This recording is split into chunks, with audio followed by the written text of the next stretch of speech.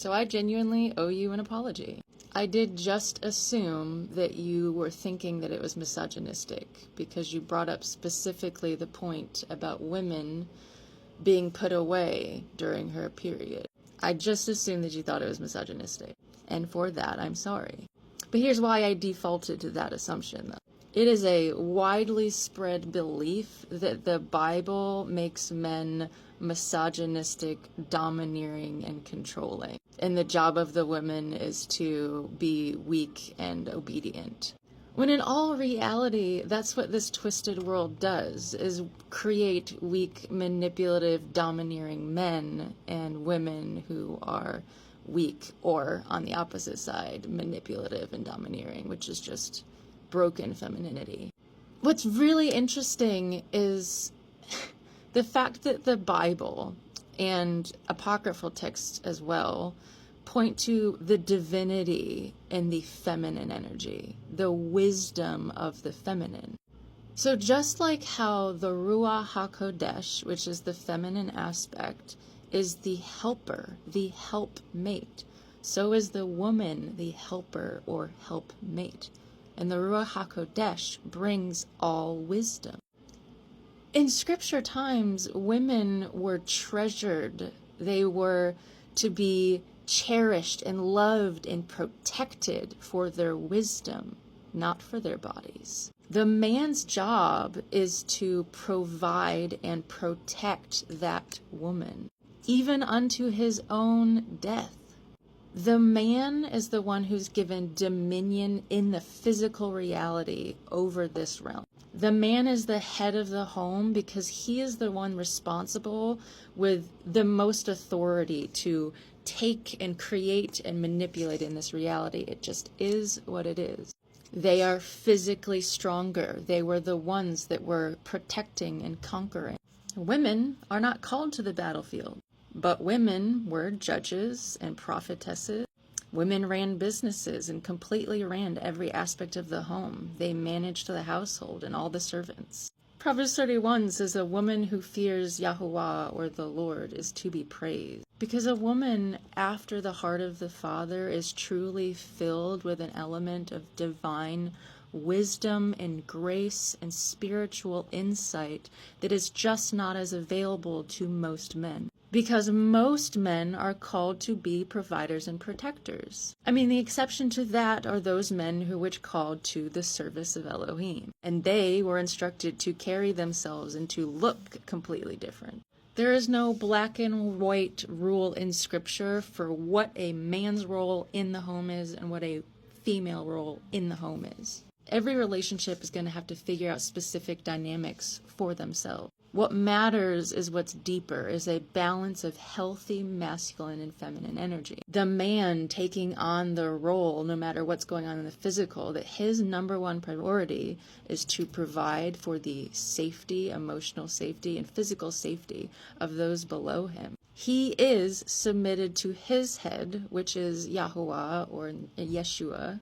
If Yeshua is the very top of the head and the husband is submitted to that, it's because the man knows that Yeshua gave his own life for him. And he is able to trust in his own lack of understanding that Yeshua is able to provide and protect when the man is not.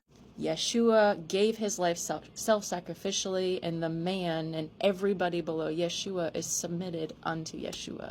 Stepping down, the man as the head and the woman next. The man is the provider, protector, and he is meant to lay his life down for the next level. And the next level is meant to submit and honor the one above, not because it's just the superior or domineering energy, but it's because the woman knows that at the end of all things, it's the man that has the responsibility for the home. If the entirety of the home fails, do you think it is going to be the man or the woman held accountable? The woman is meant to trust the man to provide and protect for her, and she is meant to trust and submit unto him, knowing that he has her best interest at heart, and in ways that she cannot protect herself, he can. A woman should submit to her man because she knows in her heart of hearts that that man would in an instant lay himself down for her, and he continually gives himself up for her best interests and her safety, emotionally and physically. But how many men today are doing that? So, yep, men are the head of the home, and women are to be submitted unto the husband. Men have more physical power in this reality. That is just fact.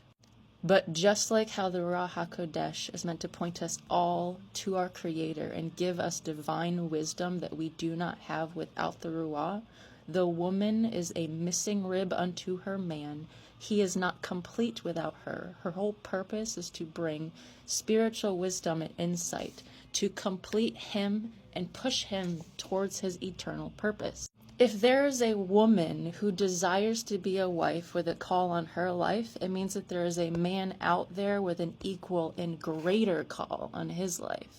Because a woman on her own is not going to have a calling to conquer and rule. She never will, because it's not meant to be a burden that the woman carries. The balance and the role differences of the divine masculine and the divine feminine are not to make the woman any lesser. It's to save her from carrying burdens that are meant to be the masculine energy. Women are not meant to worry about their provision and protection. Women are meant to be relaxed, nurturing, safe, to raise the next generation according to truth and righteousness. The feminine energy is to be cherished and guarded and protected because they are the ones that raise the next generation. When scripture talks about kings and who they were the son of, it always references this king blank, the son of blank, and they mention the mom, the mothers. Why? Kings were influenced by their mothers. Over and over and over, scripture points to how incredibly important it is for a man to make sure he gets the right woman. Because women are either wisdom and grace and honor, or the opposite is true, and they are harlots. Idolatry and twisted and manipulative. Manipulation is a feminine trait. The Jezebel spirit can affect both men and women, but it is a twisted of the feminine energy. An unhealthy masculine will cause a feminine to turn masculine in her own self-defense and her own need to be the provider and protector for her own peace.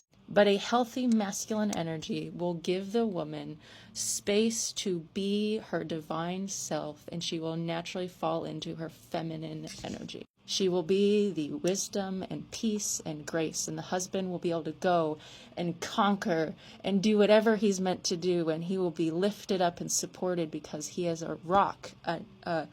In the Old Testament, it's a tent stake. His house is nailed down by this woman. She is the anchor. She is the thing in the home that keeps his home a solid rock while he goes out and does what he's called to do. Women are not at all less than in Scripture. And anybody who does believe that the Bible is misogynistic in any way, shape, or form just shows that they've never read it. If given the chance, I would 1000% go back to biblical standards and biblical practices for courting, dating, marriage, and the expectations of roles between men and women. I would take what is back then versus what is taught today in an instant. But it's just not possible.